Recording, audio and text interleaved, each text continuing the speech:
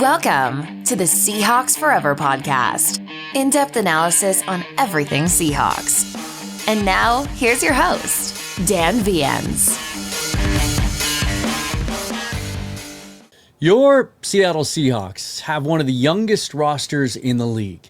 Young and good. ESPN recently ranked their 25 and under group of players as the second best in the league, up from 10 a year ago on the strength of yet another good draft, maybe one of the best that general manager John Schneider has ever pulled off. And with youth usually comes talent, explosiveness, more durability, athleticism, but also a learning curve. Now there's the physical part. Most adults don't fully mature until their mid-20s. And then there's the psychological aspect, which Marshawn Lynch refers to as their mentals. Making the jump from college football to the NFL is not easy. Eats up a lot of players, a lot of good players. It's why the bust rate in the draft is so high. Guys that we think are can't miss all the time because they can't combine the physical and the psychological. And that's where veteran leadership comes in. And while the Seahawks roster wasn't completely devoid of it heading into the offseason, they seemed very intentional about how they approached free agency this year, adding two players in particular, one on each side of the ball, that filled needs on the roster, but also the role of leader. Enter Demarcus Lawrence and Kupp. Both players exceptionally accomplished, a combined 19 years and 245 games between them. 5 Pro Bowls, 2 All-Pros, 634 catches for Kupp, 61.5 sacks for Demarcus Lawrence. And Kupp, of course, has a Super Bowl ring to go along with it. But it's the impact on the practice field and in the locker room that has head coach Mike Macdonald so excited about both men. And according to Macdonald, it's the little things Lawrence does that stand out as much as anything. He's like the best drill player I've ever seen in my life. I mean, like you could ask him to do any drill known to mankind, and just like the trust he has and why you're doing it. I mean, it is 1,000% every rep, the intent of what he's trying to create. And that's the standard that he's setting for our front. So, I mean, the guys don't have a choice but to fall in line, and it's just exciting to see him out there working. And you know what he can do on the field. I mean, just the tape speaks for itself, but you understand kind of how it comes to life based on how he works. Now, for Lawrence, it's his way of giving back. He got into some trouble at Boise State and then early in his career in Dallas after being drafted in 2014 in the second round. He had some issues, even refers to himself and admits that he was childish in his attitude in those early days in Dallas. But as he grew and matured, he grew into a role as a mentor, known for taking young players under his wing. In Dallas, recently it was Mazi Smith, the big nose tackle out of Michigan. Here in Seattle, he's already been referred to as Derek Hall's big brother. So that role, mentor, leader, being looked up to, is something he's embracing. It's a great experience, just taking all the things that I learned over my years of playing football and, being able to pass it along to, some young, hungry guys, ready to attack the league. Meanwhile, with Kupp, he was brought in partially to help fill the void by the trade of DK Metcalf to the Pittsburgh Steelers, hoping he can get somewhat back to the form that allowed him to win the Triple Crown in receiving just 4 years ago. But he was brought in to do more than that. He most definitely was also brought in to lead.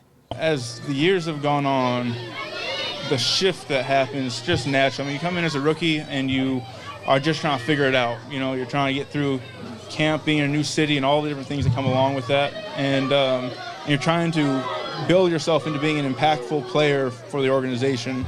And as time's gone on, you kind of built this place like, hey, I don't want to just be an impactful player. I want to be an impactful person. And as you're in the building, how can you bring all the people along with you and go from, have that shift that goes from, being poured into by the vets and by the coaches and all these people, but also being able to share that back with a lot of players and coaches. I mean, the coaches here have been awesome about just allowing there to be dialogue that goes both ways between the players and coaches and challenging each other in the right ways. So it is something that is very important and something that Mike's done a great job of fostering here. And that shift that Kupp talks about, it's being felt by his boss and his teammates. Those veteran guys, I mean, Kupp is just, I mean, I'm happy he's on our team. I mean, I just couldn't be happier to have him as a Seahawk. All the things he does on the field, the attention to detail, the work ethic, the attitude, the enthusiasm, just as a leader of your program too, that you can, like, he's seen a lot of great things, and he's got a lot of great ideas, and he's a guy that you kind of lean on when making decisions about what we want to do as a team as well. So I think he's definitely one of the top leaders on our football team. Yeah, he brings just a next level mindset with Cooper Kupp, and I'm super excited to be with him in that receiver room. Another stellar receiver, great receiver, and I'm just blessed, to be in a room.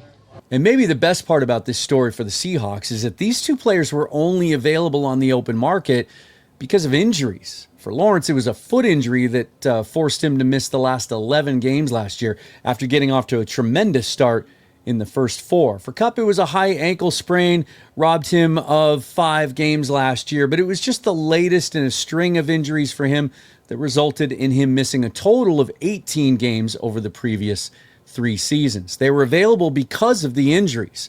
Make no mistake, both teams would have liked to have had them back, all else being equal. And they were both signed early in free agency to nearly identical contracts, 3 years, almost the exact same amount of guaranteed money, both structured similarly that would allow the Seahawks to get out of it after a year without a whole lot of pain if things don't go well. But so far, they're most definitely going well. And based on what I've seen on the field so far, 8 of the 12 available practices I've been able to witness thus far in training camp, both players look 100% healthy. They both look explosive on the field, not limited in any way. Cooper Kupp, I've opined that I don't know why he hasn't been given the nickname at some point in his career of Cooper Cuts, because he's still able to make those really sharp cuts on a dime, no issues with his ankle. He is healthy. He is Cooper Kupp, based on what I've seen. And the club believes it too, because he's running right there with JSN on the first team. He's going to play a big role on this team. Lawrence, meanwhile, they've been taking it easy with him, giving him the load management treatment, some veteran rest days, including yesterday. But man, when he's out on the field, saw it at Football Fest last week and in the padded practices, he's a problem. And he is in line to have a huge bounce back year for the Seahawks. And as the Seahawks move forward with their stated mission to build a sustained period of Super Bowl contention with the foundation that they have on this roster, this young foundation, they know they have to sprinkle in some of these veterans. Teams do it all around the league. But the bust rate on these guys, the miss rate, I should say, on these guys, is fairly high. Typically, the best way to predict the future is by looking in the past. And if a player's had injury issues, those tend to come back. But again, based on what I've seen so far this year, it's in the past. And neither of these players should be looked upon as fragile or have any durability issues in any way. If these two players are able to stay healthy, they're not only going to be productive on the field, but they're going to continue holding that very, very important role as leaders in addition to players. And that's why the Seahawks brought them in. And on that front, so far, so good. When the Seahawks hit the field tomorrow against the Raiders, you're not going to see Cooper Kupp or Demarcus Lawrence. McDonald says most of the starters won't play. Some of the young guys who figure to start will play, especially the rookies, Gray Zabel, Nick Emenawari, Elijah Arroyo, some of those guys, but not Kupp and Lawrence. But when you do see them on the field, week 1, no later than week 1 against the San Francisco 49ers, get excited. Because as much as they're bringing this leadership aspect that I talked about today to the club, they're also still pretty damn good players, and they're going to play big roles on this team. Look forward to that. Tune in tomorrow. I will be reacting to the game, but it's a late kickoff, 7 o'clock. So by the time I get back here and put some notes together, I'll do it live. It'll just be a late night reaction show. And then we'll continue to follow up after that. I have been given access to more training camp practices, so I'll be back out there on the practice field looking ahead to Game 2 with the Kansas City Chiefs coming into Lumen Field a week from Friday. Until then, follow me on Twitter at Seahawks Forever. Subscribe to the YouTube channel or the audio podcast wherever you get your podcasts. All the other ways you can support me and the channel, as I am a full-time independent content creator, they're all listed and linked down below in the description. Please check those out. Until then, until tomorrow, Get ready for some real game action with your Seattle Seahawks. Forever and always go Hawks. Thanks for watching.